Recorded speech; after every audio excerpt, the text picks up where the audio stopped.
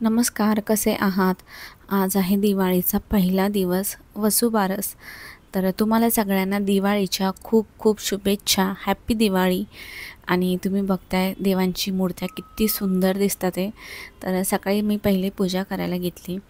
तर पूर्ण मंदिर जे आहे ते मी डीप क्लीन केलं होतं. पण जी आपली रोजची पूजा आहे ती पूजा करून घेते. आणि मी थोडीच फुलं आणली आहेत, कारण मी बाहेर तर गेली नव्हती. मी ह्यांनाच सांगितलं होतं घेऊन या म्हणून थोडीफार फुलं, कारण मार्केटला खूप गर्दी आहे.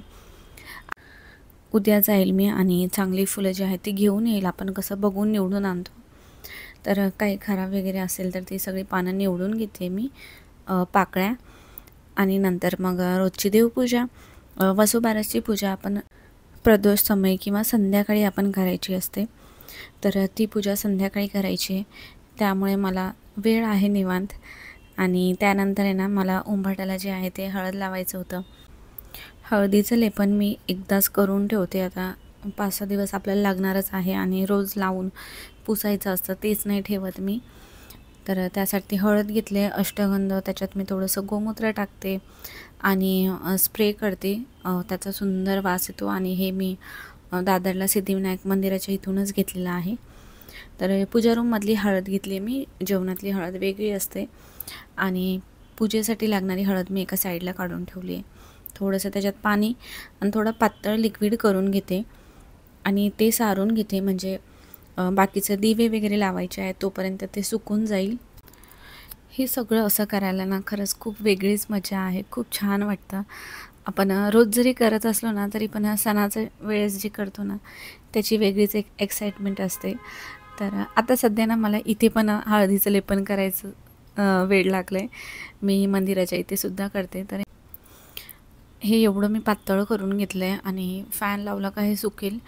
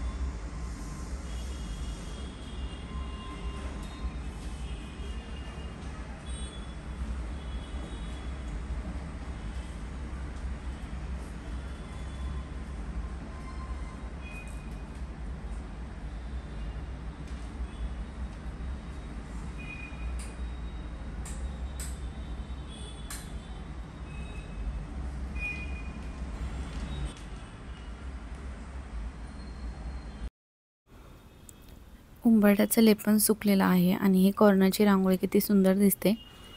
तर माझ्याकडे एक वसुबारसचा छोटासा साचा आहे, जो मी जत्रेमधून घेतला होता. तर तीच मी इथे छोटीशी रांगोळी काढते.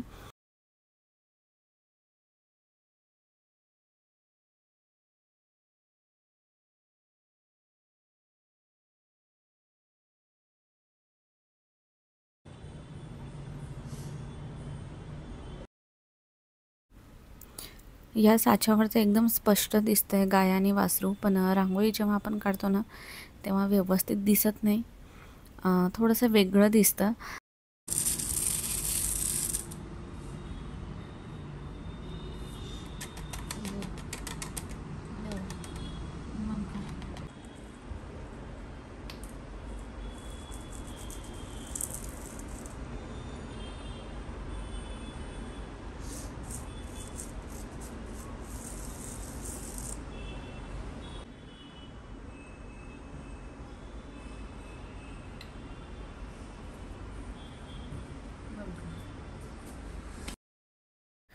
ह्याच्या आधीच्या व्हिडिओमध्ये मी तुम्हाला दाखवलं होतं काय काय शॉपिंग केली, तेव्हा मी हे साचे पण दाखवलेले. तर एका ताईने मला कमेंट केली की त्यातून खूप छान रांगोळी पडते. मी जेव्हा पहिल्या दिवशी काढली तेव्हा तर व्यवस्थित नव्हतं त्याच्यातून छापलं गेलं, पण आता हळूहळू मी पण काढते. तर बघू म्हटलं. आणि कसं असतं ना, जेव्हा आपल्याला असं सणाला वगैरे काही असे साचे वापरायचे असेल ना, त्याच टाईमला रांगोळी जी त्याच्यातून व्यवस्थित खाली पडत नाही किंवा आपण असा व्हिडिओ करत असणार. नाहीतर जेव्हा आपण काहीच नसतो करत, सहज रांगोळी काढत असतो ना, तेव्हा खूप छान रांगोळी निघते.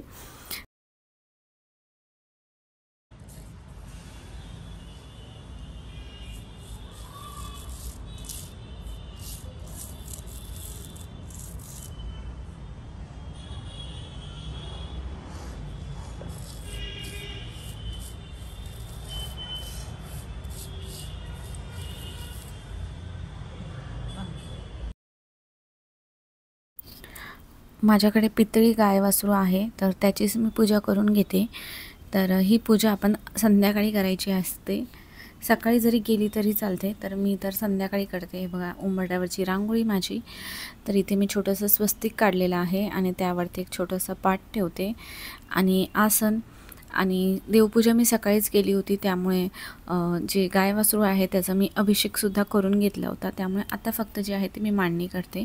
एकदम सोपी आहे, पटकन होते. आणि त्यानंतर हे जे मी टी लाईट कॅन्डल मागवलेले ना, वॅक्सवाले, हे एवढे सुंदर आहेत ना, म्हणजे मी 7ला लावलेले वाटतं, तर 11 वाजेपर्यंत हे पेटत होते.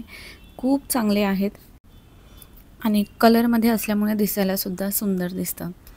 तर बाप्पाची जी पूजा आहे ती करून घ्यायची आपल्याला पहिले आणि नंतर गाय वासरूची करायची आहे, कारण कोणती पूजा आपण बाप्पापासूनच करतो. तर ही सुंदर अशी माझ्याकडे मूर्ती आहे. त्याला मी हार घातला आहे मण्यांचा, जो मी घरीच बनवलेला. आणि त्यानंतर फुलं व्हायची आहे आपल्याला.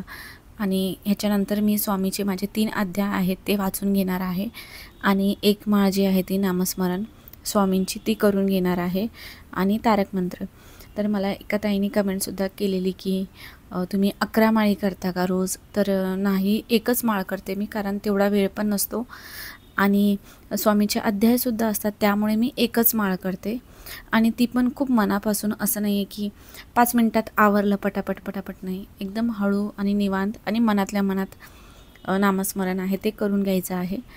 तर ते मी कोणत्याही सणाला स्वामीची सेवा करायचं सोडत नाही, ते मी करतेच. तर माझे रोजचे अध्याय ते वाचून घेते आणि त्यानंतर नैवेद्य बनवायचं आहे. तर नैवेद्याला मी खीर बनवणार आहे, फक्त थोडीच नैवेद्याला खीर बनवणार आहे. आणि त्यानंतर मी दिवे वगैरे लावून घेते. तेलामध्ये भात भिजत ठेवल्यामुळे खूप सुंदर जे आहे ते हे दिवे पेटले आणि हे दिवेसुद्धा भरपूर वेळ पेटले. ह्याच्यात पण भरपूर तेल बसतं. यांना काय मला पेंट करता नाही आलं, तर बघू आज जमलं तर मी करेल. फक्त बॉर्डर करायची आहे आणि त्यानंतर स्वयंपाक करायचा आहे आणि थोडंफार काही मी फराळ मागवला आहे. संदीपला येताना घेऊन ये म्हटलं ऑफिसवरून, चिवडा, शंकरपाळी, करंजी वगैरे. कोणाला जास्त आवडत नाही गोड, पण नैवेद्याला पण लागतात आणि सणाला फराळ तर पाहिजेनच.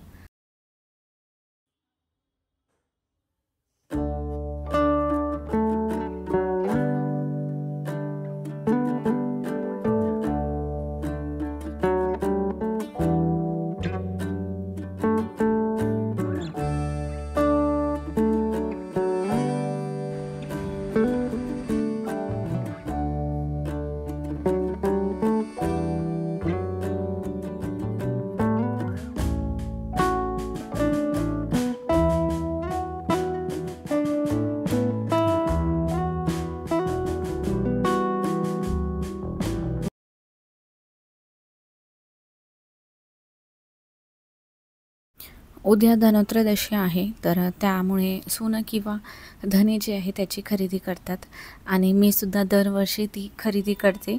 तर त्याचाही एक व्हिडिओ आहे जुना, मी पोस्ट करेल. जर तुम्हाला कोणाला बघायचं असेल तर बघू शकता कशी मी पूजा करते धनत्रयोदशीची. तर कसा वाटला व्हिडिओ मला तेही सांगा. आणि हा व्हिडिओ खूप छोटा झाला आहे, पण खूप सुंदर झाला आहे. मला तरी असे पूजेचे व्हिडिओज बघायला आणि करायला आवडतात. तुम्हाला आवडतात का माझे व्हिडिओ? मला नक्की सांगा, कारण आता सध्या देवपूजेचे जे व्हिडिओ आहेत तेच येणार आहे. मला असं वाटतं की कधी-कधी तुम्ही बोरसुद्धा होत असणार, तेच तेच घरातलेच व्हिडिओ. तर असो. तर हे बघा, तुळशीच्या इथे पण मी छोटीशी रांगोळी काढलेली आहे आणि भेटूया अजून एका नवीन व्हिडिओमध्ये. तोपर्यंत बाय.